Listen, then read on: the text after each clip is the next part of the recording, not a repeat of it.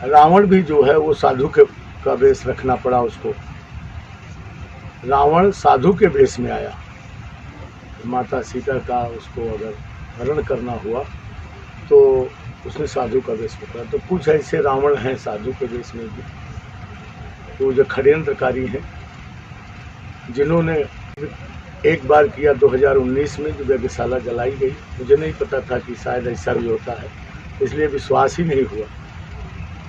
लेकिन कुछ लोगों ने बताया नहीं यज्ञशाला जलाई गई थी, तो मेरे मन में आया हो सकता है कैसा किया गया, लेकिन संदेह था।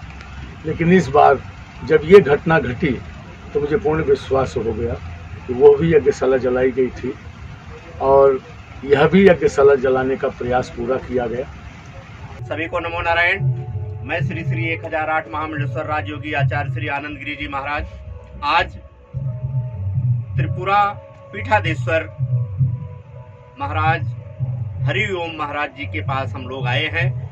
महाराज जी आज पिछले 35 सालों से इस देश के चरित्र निर्माण, राष्ट्र निर्माण और समाज की संपन्नता के लिए यज्ञ जैसी आहुतियां अपनी जीवन की भी डाल दी है और लोगों को भी जीवन की आहुतियां डालना सिखा रहे हैं कि ये राष्ट्र, ये समाज, ये देश उन्नति की तरफ बढ़े।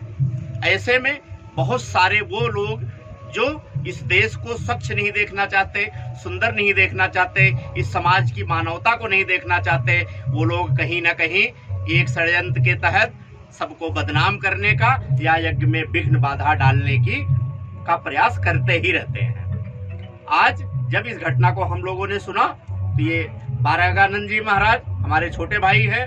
आज पहली बार हम मिल रहे हैं, लेकिन हमारे बड़े भाई और बाप के समान हैं।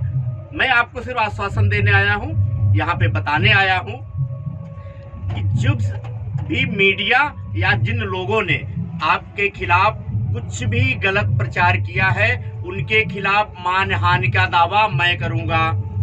सबको कोर्ट में बुलाऊंगा, कानूनी तरीके से बुलाऊंगा और उनको इस समाज में भी आकर के सबको उत्तर देना पड़ेगा कि आप इंसान हो।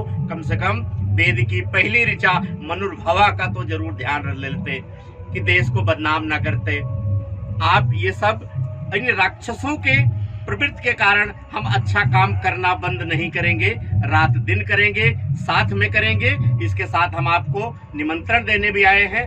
14 अप्रैल से 20 अप्रैल 2025 तक ग्वालियर में लक्ष्य चंडी यज्ञ 1008 कुंडी करने चल रहे हैं। एक भव्य प्रोग्राम है।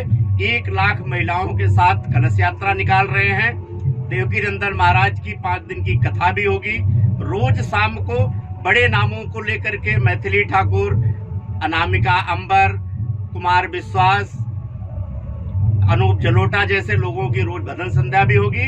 एक विशाल यज्ञ और विशाल संदेश समाज को देने जा रहे हैं कि हम लोग बहुत मजबूत हैं। देश का संत लंगोटी भले ही पहना है, लेकिन अगर भोले बोलता है तो भाला से भी दूर नहीं है।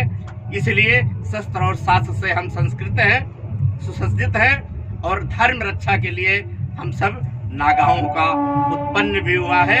इसलिए किसी बात की दिक्कत नहीं है, ना होने पाएगी। आप सब जितने विरोधी हो जवाब लेने के लिए खड़े रहो। हम आ रहे हैं।